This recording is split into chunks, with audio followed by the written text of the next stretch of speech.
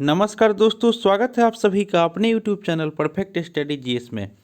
दोस्तों आज हम लेकर आए हैं आरआरबी एनटीपीसी सीबीटी 2 और आरआरबी ग्रुप डी के लिए समान अध्ययन का प्रैक्टिस सेट, जो कि आपको प्रैक्टिस सेट नंबर 9 होगा। इससे पहले दोस्तों हम लोग 8 प्रैक्टिस सेट कर चुके हैं। अगर उसे आपने नहीं देखे हैं तो मेरे प्लेलिस्ट में जाकर उसे देख सकते हैं। दोस्तों यह प्रैक्टिस सेट जो हम करा रहे हैं यह आपको आरआरबी एनटीपीसी सीबीटी 1 का प्रीवियस ईयर क्वेश्चन है, जो कि आपके आने वाले एग्जाम के लिए बहुत ही महत्वपूर्ण है। तो चलिए दोस्तों स्टार्ट करते हैं। और दोस्तों आपसे एक रिक्वेस्ट है कि आप मेरे चैनल पर नए हैं तो प्लीज़ इसे सब्सक्राइब कर लें। पहला क्वेश्चन कह रहा है कि फूलों के अंडाशय के अंदर छोटे मनके जैसी संरचनाओं को कहा जाता है।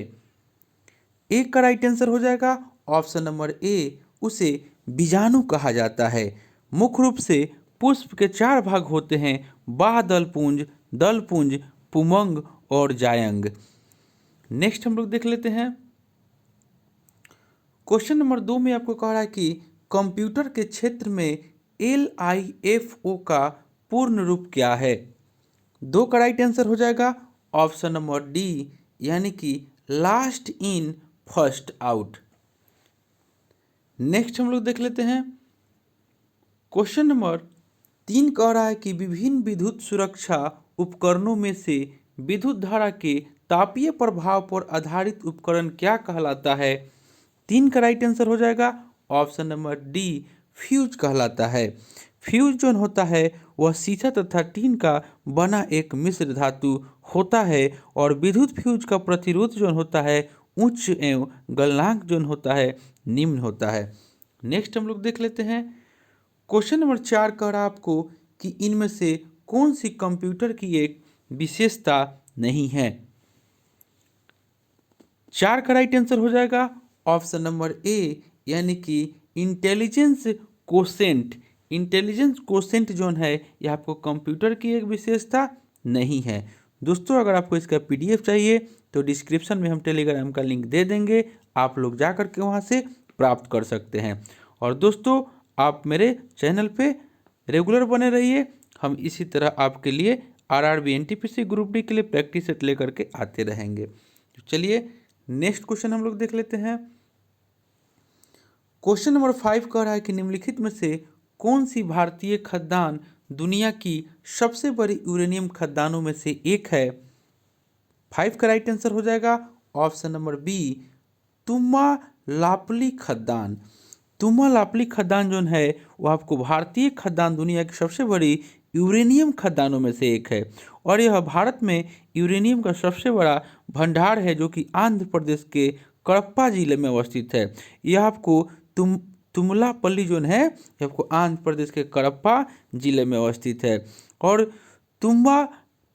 तुम्बालापल्ली में 1.5 लाख टन यूरेनियम के भंडार होने की संभावना है। नेक्स्ट हम लोग देख लेते हैं। क्वेश्चन नंबर 6 कह रहा है कि भारत में 1967 में पहला प्रयोगात्मक उपग्रह दूरसंचार अर्थ स्टेशन कहाँ स्थापित किया गया था। 6 का राइट आंसर हो जाएगा ऑप्शन नंबर डी, अहमदाबाद में। 1967 में आपको पहला प्रयोगात्मक उपग्रह दूरसंचार अर्थ स्टेशन अहमदाबाद में स्थापित किया गया था। नेक्स्ट हम लोग देख लेते हैं। क्वेश्चन 7 कह रहा है कि कुछ जीव आकर्षणिक स्रोतों से प्राप्त साधारण खाद्य सामग्री का उपयोग कार्बन डाइऑक्साइड और जल के रूप में करते हैं। इन जीवों को क्या कहते हैं। 7 का राइट आंसर हो जाएगा ऑप्शन नंबर ए, इसे हम स्वपोषण कहते हैं। स्वपोषण जो होता है वह विधि जिसमें जीव अपना भोजन स्वयं संश्लेषित करते हैं वह स्वपोषण कहलाता है। नेक्स्ट हम लोग देख लेते हैं। क्वेश्चन नंबर 8 कह रहा है कि पौधों में प्रोटीन और अन्य यौगिकों के संश्लेषण में किस आवश्यक तत्व का उपयोग किया जाता है। 8 का राइट आंसर हो जाएगा option number A, nitrogen. Nitrogen जो है हमारे वायुमंडल में 78% जो है वो आपको नाइट्रोजन है। नाइट्रोजन सभी जीव रूपों के लिए अनिवार्य होता है। नेक्स्ट हम लोग देख लेते हैं। क्वेश्चन नंबर 9 में कह रहा है कि सूचनाओं का संचय न्यूरॉन के किस भाग में होता है। 9 का राइट आंसर हो जाएगा ऑप्शन नंबर बी, यानी कि दुम्राशम। दुम्राशम में भाग होता है न्यूरॉन का। सूचनाओं का संचय जो है न्यूरॉन के दुम्राशम भाग में होता है और तंत्रिका तंत्र की रचनात्मक एवं क्रियात्मक इकाई को तंत्रिका कोशिका या न्यूरॉन कहते हैं। क्वेश्चन नंबर 10 में कह रहा है कि समान परिस्थितियों में पेट की आंतरिक परत को अम्ल की क्रिया से कौन बचाता है। 10 का राइट आंसर हो जाएगा ऑप्शन नंबर बी, बलगम। बलगम बचाता है। नेक्स्ट हम लोग देख लेते हैं। क्वेश्चन 11 कह रहा है कि निम्नलिखित में से कौन सा देश संयुक्त राष्ट्र सुरक्षा परिषद का अस्थायी सदस्य है। 11 का राइट आंसर हो जाएगा ऑप्शन नंबर सी, चीन। चीन जो है वो आपको संयुक्त राष्ट्र सुरक्षा परिषद का अस्थायी सदस्य है। संयुक्त राष्ट्र की स्थापना जो हुआ था वह 24 अक्टूबर 1945 को संयुक्त राष्ट्र की स्थापना हुआ था। नेक्स्ट हम लोग देख लेते हैं। क्वेश्चन नंबर 12 में आपको कह रहा है कि कुलीन जमींदारी के पतन के बारे में सत्यजीत राय की प्रसिद्ध फिल्म कौन सी है। 12 का राइट आंसर हो जाएगा ऑप्शन नंबर डी, यानी कि जलसा घर। सत्यजीत राय का प्रसिद्ध फिल्म जलसा घर है, जिसमें कुलीन तंत्र जमींदारी प्रथा के पतन को बताया गया है। और सत्यजीत राय का फिल्म जलसा घर 1958 में रिलीज हुआ था। नेक्स्ट हम लोग देख लेते हैं। क्वेश्चन नंबर 13 कह रहा है कि अंतर्राष्ट्रीय नृत्य दिवस कब मनाया जाता है। 13 का राइट आंसर हो जाएगा ऑप्शन नंबर सी, 29 अप्रैल को अंतर्राष्ट्रीय नृत्य दिवस मनाया जाता है। ऑप्शन नंबर बी में ए में दे रहा है 30 अप्रैल। 30 अप्रैल को अंतर्राष्ट्रीय जैज दिवस और आयुष्मान भारत दिवस मनाया जाता है 30 अप्रैल को। ऑप्शन नंबर बी में जो दे रहा है 28 अप्रैल को कार्यस्थल पर सुरक्षा एवं स्वस्थ रहने का विश्व दिवस मनाया जाता है। और ऑप्शन नंबर डी में दे रहा है 27 अप्रैल को विश्व ग्राफिक्स दिवस मनाया जाता है। नेक्स्ट हम लोग देखते हैं। क्वेश्चन नंबर 14 कह रहा है कि भारत में राज्य पुनर्गठन आयोग की स्थापना कब हुई थी। 14 का राइट आंसर हो जाएगा ऑप्शन नंबर बी, 1953 में। भारत में राज्य पुनर्गठन आयोग की स्थापना 1953 में किया गया था और फजल अली आयोग में हृदयनाथ कुंजरू और केम पनिकर भी सदस्य थे। और इस आयोग के द्वारा 1955 में रिपोर्ट प्रस्तुत किया गया था। नेक्स्ट हम लोग देख लेते हैं। 15 कह रहा है कि भारत में राजनीतिक शताब्दी में आया राम गया राम की अभिव्यक्ति किसकी व्याख्या के लिए लोकप्रिय हुई। 15 का राइट आंसर हो जाएगा ऑप्शन नंबर बी, यानी कि गया लाल। भारत में राजनीतिक शब्दावली में आया राम गया राम की अभिव्यक्ति गयालाल की व्याख्या के लिए लोकप्रिय हुई। हरियाणा में भागवत दलाल शर्मा ने 10 मार्च 1967 को मुख्यमंत्री पद के रूप में शपथ लिया है। आपको भगवत लाल और भगवत दयाल शर्मा के बाद राव वीरेंद्र सिंह भी मुख्यमंत्री बने, यानी कि 1967 में। नेक्स्ट हम लोग देख लेते हैं भगवत लाल। क्वेश्चन नंबर 16 में कह रहा है कि एक अलग आंध्र प्रदेश के लिए हुए आंदोलन को क्या कहा जाता था। इसका राइट आंसर आप लोगों को बताना है। 16 का राइट आंसर हो जाएगा ऑप्शन नंबर डी, यानी कि विशालांध्र आंदोलन। विशालांध्र आंदोलन जो है एक अलग आंध्र के लिए हुए आंदोलनों को कहा जाता है। नेक्स्ट हम लोग देख लेते हैं। 17 कह रहा है कि 1913 में साहित्य के लिए नोबेल पुरस्कार प्राप्त करने वाले पहले भारतीय का नाम क्या था। 17 का राइट आंसर हो जाएगा option number C, Rabindranath Tagore. Rabindranath Tagore को 1913 में आपको साहित्य का नोबेल पुरस्कार प्रदान किया गया था और इनकी पुस्तक गीतांजलि के लिए साहित्य का नोबेल अवार्ड दिया गया था। नेक्स्ट हम लोग देख लेते हैं। क्वेश्चन नंबर 18 कह रहा है कि खिलाफत आंदोलन का नेतृत्व किसने किया था। 18 का राइट आंसर हो जाएगा ऑप्शन नंबर सी, अली बंधुओं ने। अली बंधुओं ने खिलाफत आंदोलन का नेतृत्व किया था और खिलाफत आंदोलन जो है 1919 ईस्वी में प्रारंभ किया गया था। नेक्स्ट हम लोग देख लेते हैं। 19 कह रहा है कि निम्नलिखित में से कौन सी इनपुट डिवाइस नहीं है। 19 का राइट आंसर हो जाएगा ऑप्शन नंबर बी, यानी कि प्लॉटर जो है यह इनपुट डिवाइस नहीं है। इनपुट डिवाइस आपका ट्रैक बॉल, लाइट पेन और टच स्क्रीन जो है आपको इनपुट डिवाइस है। नेक्स्ट हम लोग देख लेते हैं। क्वेश्चन नंबर 20 में कह रहा है कि कुल लागत प्रति इकाई उत्पादन लागत को जाना जाता है। 20 का राइट आंसर हो जाएगा ऑप्शन नंबर सी, यानी कि औसत लागत। किसी फर्म के उत्पादन में प्रति इकाई लागत को औसत लागत कहते हैं। नेक्स्ट हम लोग देख लेते हैं।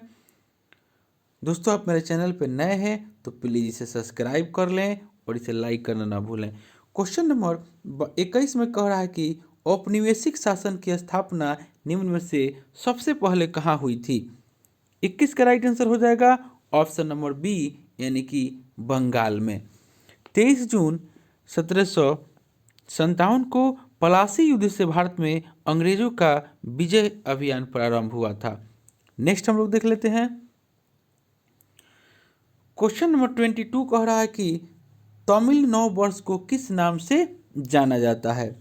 22 का राइट आंसर हो जाएगा ऑप्शन नंबर सी, वरुसा पिराप्पू। वरुसा पिराप्पू जो है वह तमिल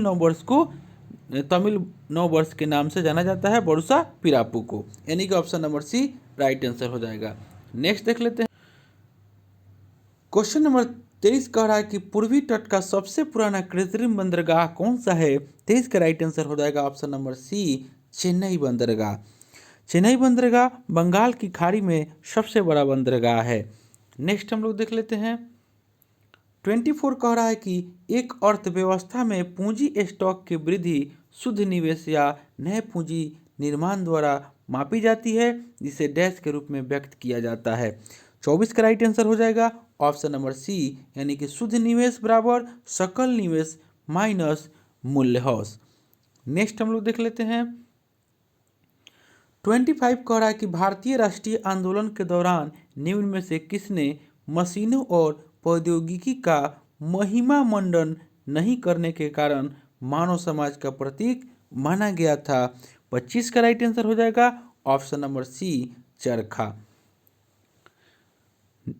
भारतीय स्वतंत्रता संग्राम में चरखा एक महत्वपूर्ण संगठक अवयव है। गांधी जी चरखा के द्वारा अधिक लाभ, रोजगार, स्वदेशी और आत्मबल प्राप्त करने का माध्यम बनाना चाहते थे। नेक्स्ट हम लोग देख लेते हैं। क्वेश्चन नंबर 26 कह रहा है कि लंदन में संपन्न हुए दूसरे गोलमेज सम्मेलन में कांग्रेस का प्रतिनिधित्व किसने किया था। 26 का right answer option number B हो जाएगा, महात्मा गांधी ने। प्रथम गोलमेज सम्मेलन 1930 में आयोजित हुआ, जिसमें कांग्रेस के कोई प्रतिनिधि ने भाग नहीं लिया था, और द्वितीय गोलमेज सम्मेलन 1931 में आयोजित हुआ था, जिसमें कांग्रेस की ओर से एकमात्र प्रतिनिधि के रूप में गांधी जी ने भाग लिया था। क्वेश्चन नंबर 27 में कह रहा है कि वस्तु के निर्यात और आयात के संतुलन को डैश के रूप में संदर्भित किया जाता है। 27 का राइट आंसर हो जाएगा ऑप्शन नंबर डी, व्यापार संतुलन के रूप में संदर्भित किया जाता है। नेक्स्ट हम लोग देख लेते हैं। क्वेश्चन नंबर 28 कह रहा है कि डैश में भारत के तत्कालीन राष्ट्रपति के द्वारा पहली वात्या भट्टी का उद्घाटन कर राउरकेला स्टील प्लांट का शुभारंभ किया गया था। 28 का राइट आंसर हो जाएगा ऑप्शन नंबर सी, 1959 में। नेक्स्ट हम लोग देख लेते हैं। क्वेश्चन नंबर 29 कह रहा है कि अस्थायी बंदोबस्त लागू होने के समय वर्धमान का राजा कौन था। 29 का राइट आंसर हो जाएगा ऑप्शन नंबर सी, यानी कि तेजचंद। अस्थायी बंदोबस्त लागू होने के समय वर्धमान का राजा तेजचंद था, और 1770 में तिलक चंद्र राम की मृत्यु के बाद उनका पुत्र तेजचंद्र राय शासक बना था। उस समय वह मात्र 6 वर्ष का था। नेक्स्ट हम लोग देख लेते हैं। क्वेश्चन नंबर 30 कह रहा है कि तंजावुर का कौन सा मंदिर में चोल वास्तुकला का उदाहरण है जिसका निर्माण सम्राट राजराज प्रथम ने करवाया था।